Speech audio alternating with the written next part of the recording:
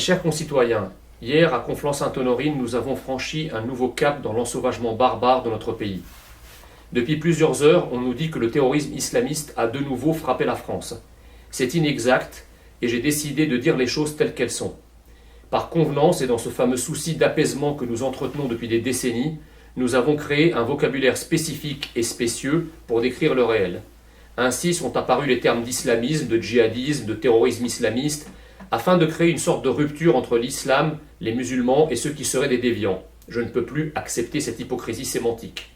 Ceux qui insultent, agressent, tuent à la kalachnikov ou au couteau, fauchent par balle, égorgent ou décapitent au nom d'Allah ou pour venger le prophète sont des musulmans et leur religion est l'islam. Il s'agit naturellement d'hommes et de femmes radicaux dans leur expression et dans leurs actes, mais ce ne sont pas des extraterrestres du Coran, des hadiths ou qui sont les paroles du prophète Mohammed et la sunna qui relatent ces actes. En tuant les mécréants ou ceux qui insultent le prophète, ils exécutent ce qu'attend d'eux la partie radicale ou fondamentaliste de la population musulmane du monde entier. Aujourd'hui, après l'attentat barbare de Conflans-Sainte-Honorine dans l'ensemble de la communauté musulmane, vous avez une frange qui est révulsée par cette barbarie et considère que sa religion est salie. Une partie non négligeable qui trouve que ça n'est pas bien de tuer, mais que c'est une réponse compréhensible à une provocation.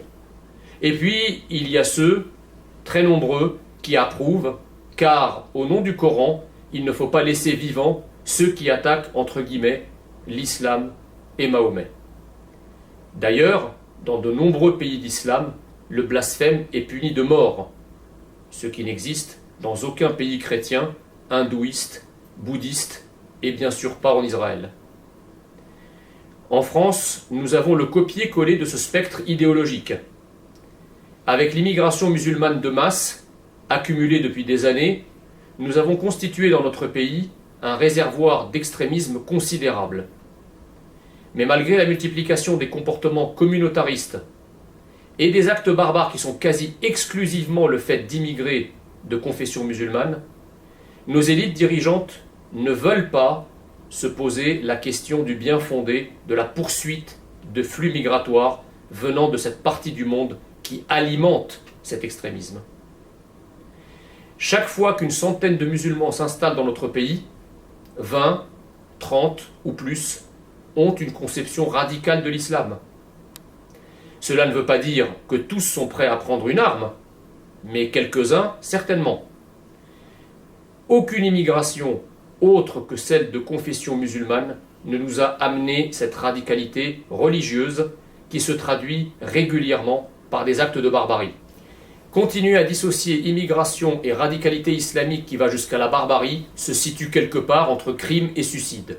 En tout cas, il n'est plus question pour moi de céder à la codification imposée par le pseudo-camp du bien de cette menace qui affecte la France. Pour moi, il n'y a pas d'islamisme et d'islamistes.